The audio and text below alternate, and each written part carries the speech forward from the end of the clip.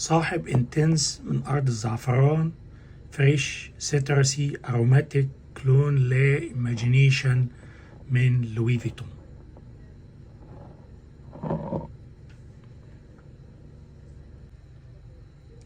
رصاصي هوس فريش سيترسي أكواتيك، بديل ممتاز لإنفيكتوس وإنفيكتوس أكوا، أفضل من الاتنين.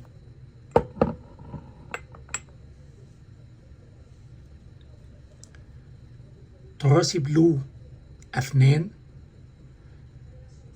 سيترسي افتتاحية من الجريب فروت، قلب من الأمبروكسان، قاعدة من الوودي نوتس، كلون لبلجاري تايجر، يمكن الاعتماد عليه في فصل الصيف.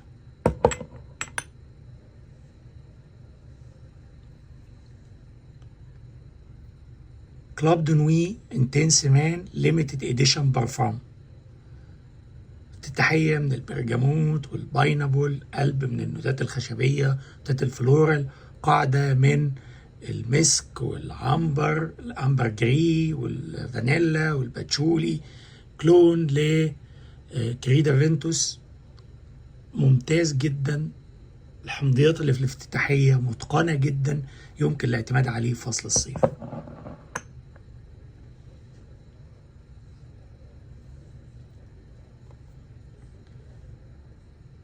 واي اودو بارفام من ايف سان لوران، افتتاحية من التفاح المنعش الجميل، وقلب أروماتيك في نوتة الكلاري سيج أو الميرامية، نوتة مميزة جدا، وقاعدة من النوتات الخشبية والعنبرية. عطر جميل جدا يناسب الصيف. ولو أرشح لكم بدايل عنه، ممكن أرشح لكم بديلين من عطور لطافة. البديل الأول عطر فخر لطافة، ده يناسب فصل الصيف، يناسب السن الصغير تحت 25 سنة، أداؤه متوسط ولكن عطر جميل وقريب جدا من واي اودو بارفام.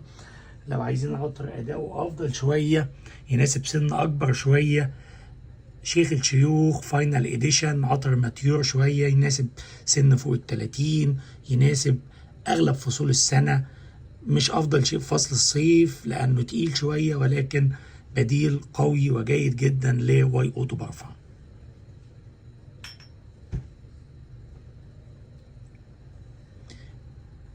بلو دو شانيل اودو بارفان، بلو دو شانيل اودو تواليت، واحد من اجمل العطور اللي اصدرتها شانيل. العطر ده تم اصداره، الاودو تواليت تم اصداره سنه 2010، وكان بدايه ترند العطور البلو. اصدار الاودو بارفام هو الاصدار الاكثر نجاحا، صدر سنه 2015، وكان موازن ما بين الحمضيات في المقدمه، نوتة الجريب فروت المميزه، والنوتات الاروماتيك في القلب، والقاعده الخشبيه اللي فيها الصندل وود. يظل الاودو بارفام افضل نسخ بلو دو شانيل. انتوا عارفين ان ما بقتش بشتري عطور من شانيل انها بتدعم الكيان، فاقدر ارشح لكم بديل عنه، مش عطر مطابق ليه لكن عطر بلو برضو ممكن يغنيك عنه. عطر فيرزاتشي ديلان بلو سعره مناسب، تقدر تستخدم منه بأريحية اكتر. عطر بلو عطر جميل، عطر يغنيك عن بلو دو شانيل، يناسب سن اصغر شوية.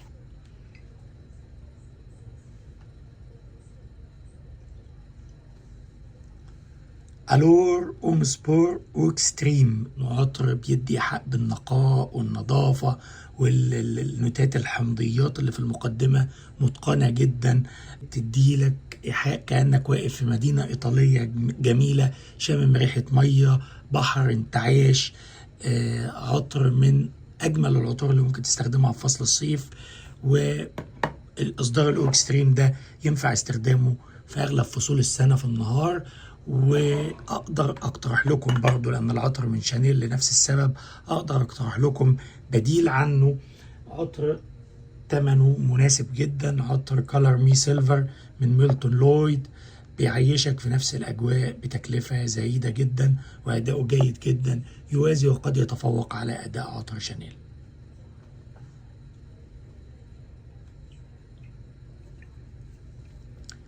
اكوا دي جو بروفومو من جورجيو ارماني، واحدة من التحف العطرية اللي أصدرتها دار أرماني. عطر بحري، عطر حمضيات، عطر في قلب وقاعدة العطر نوتات مدخنة وباتشولي ونوتات خشبية.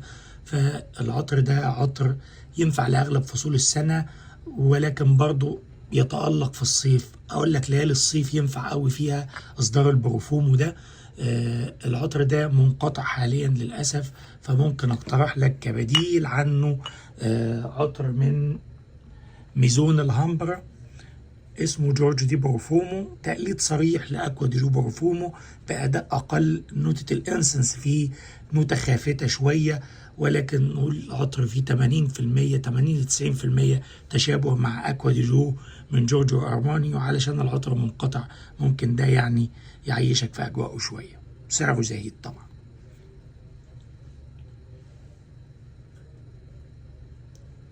المراكز الثلاثة الأولى العطر المنقطع لانوي دو لوم من إيف سان لوران.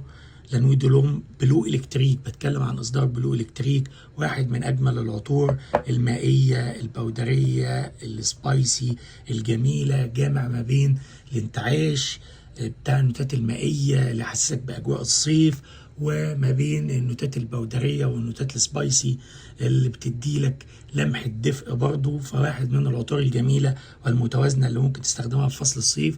العطر منقطع، مفيش بدايل كتير ليه في السوق، لكن ممكن اقترح لكم بديلين. في البديل ده من جس بلو، ده اسمه جس سيدكتيف بلو. ده يعني قريب جدا من لانوي دو لوم بلو الكتريك، ولكن اداء ضعيف للغايه. فلو انت عايز عطر يعيشك نفس الاجواء وتتحمل ضعف الاداء، فده اداؤه ضعيف. وفي بديل تاني اداؤه افضل، عطر النشامه من لطافه. النشامه ده بديل لانوي دو لوم بلو الكتريك باداء جيد جدا، ولكن العطر اتقل شويه عن بلو الكتريك. يعني لو تستخدمه في الصيف ممكن في ليالي الصيف.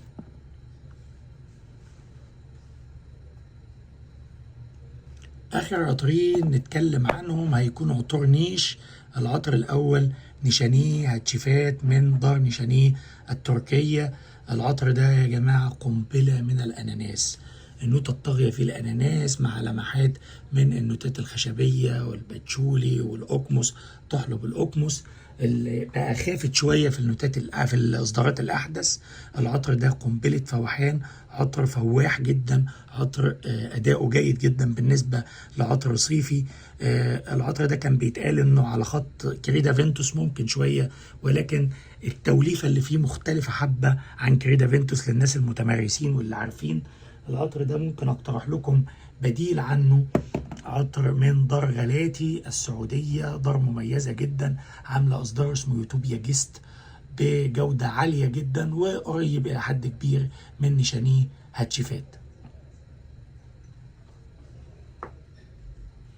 العطر اللي هحطه في المرتبة الأولى بالنسبة لي الصيف ده عطر نيش برضو، عطر قد يكون مش سهل التقبل لكل الناس، لكن أنا بعتبره العطر الأفضل بالنسبة لي في مجموعة العطرية الصيف ده. ومن أكتر العطور اللي استخدمتها الحقيقة عطر بوا إمبريال من اسينشال بارفام. العطر ده عطر يعني تتألق فيه النوتات الخشبية مع الفيتيفر. حاطين فيه نوتة صناعية هنا اسمها الأكاجال وود، دي نوتة صناعية كده بتمزج ما بين الباتشولي وبين النوتات الخشبية أو النوتات العودية شوية، بتدي للعطر طابع مميز جدا. العطر ده المرتبة الأولى عندي لتميزه، عطر مميز مختلف منعش، ولكن فيه نوتات خشبية بتديله عمق، مش مجرد عطر صيفي منعش، فيه عمق كمان.